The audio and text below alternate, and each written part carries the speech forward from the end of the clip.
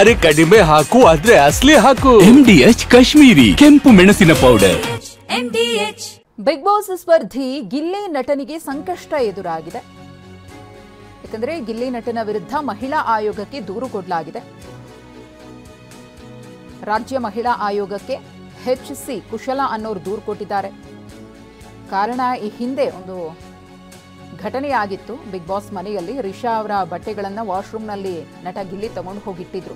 ಮಹಿಳೆಯರ ಬಗ್ಗೆ ಅವಹೇಳನಕಾರಿಯಾಗಿ ಮಾತನಾಡಿದ್ದಾರೆ ಅಂತ ದೂರಿನಲ್ಲಿ ಮೆನ್ಷನ್ ಮಾಡಲಾಗಿದೆ.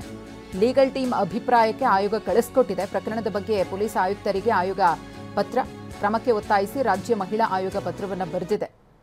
ಇನ್ನು ಬಟ್ಟೆಗಳನ್ನು ತೆಗೆದುಕೊಂಡು ಹೋಗಿ ವಾಶ್ರೂಮ್ನಲ್ಲಿ ಇಡಲಾಗಿತ್ತು. ಅದರ ಹೊರತಾಗಿ ಗಿಲ್ಲಿ ನಟ ಏನಾದರೂ ಅಸಭ್ಯವಾಗಿ ಮಹಿಳೆಯರಿಗೆ ಅವಮಾನ ಆಗೋ ರೀತಿಯಲ್ಲಿ ಮಾತನಾಡಿದರೆ ವಿಡಿಯೋ ಪರಿಶೀಲನೆಯನ್ನು ಮಾಡಿ ನಂತರದಲ್ಲಿ ಮುಂದಿನ ಕ್ರಮವನ್ನು ತೆಗೆದುಕೊಳ್ತಾರೆ. ಬಿಗ್ ಬಾಸ್ ಸ್ಪರ್ಧಿ ಗಿಲ್ಲಿ ವಿರುದ್ಧ ದಾಖಲಾಗಿರುವಂತಹ ದೂರಿನ ಪ್ರತಿಯನ್ನು ಕೂಡ ಗಮನಿಸ್ತಾ ಇದ್ದೀರಿ.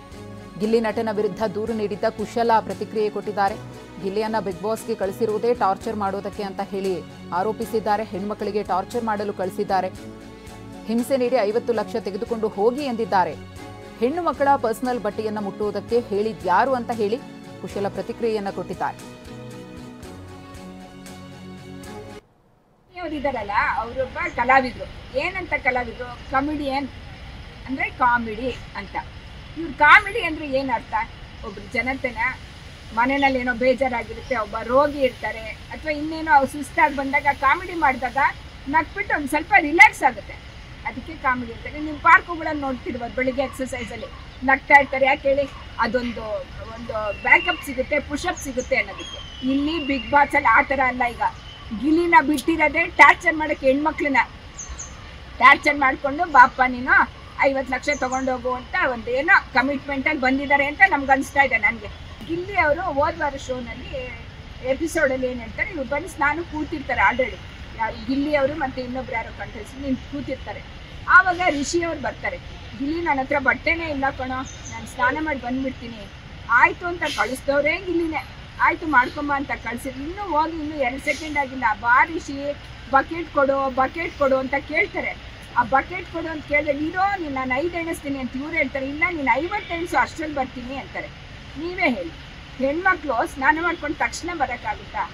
ಸ್ನಾನ ಆದಮೇಲೆ ಏನೋ ಒಂದು ಸ್ನಾನ ಮಾಡ್ಕೊಂಬರ್ತಾರೆ. ಈ ಗಂಡು ಮಕ್ಕಳಾದ್ರೆ ಒಂದು ಟವಲ್ ಸುತ್ಕೊಂಡು ಬಂದುಬಿಡ್ತಾರೆ. ಹೆಣ್ಣುಗಳಿಗೆ ಆಗ ಬರೋಕ್ಕಾಗುತ್ತಾ? 50 ಎಣಿಸೋತಾರೆ. ಅದು ಬರೋ ಅಷ್ಟರೊಳಗೆ ಬೇಕಂತಾನೆ ಇದು ಮಾಡಿರೋದು ಕಾಣಿಸ್ತಾ ಇದೆ. ಅವ್ರದ್ದೆಲ್ಲ ಬಟ್ಟೆನೂ ತೆಗಿಯೋಕ್ಕೆ ಯಾರು ಅಧಿಕಾರ ಕೊಟ್ಟರು?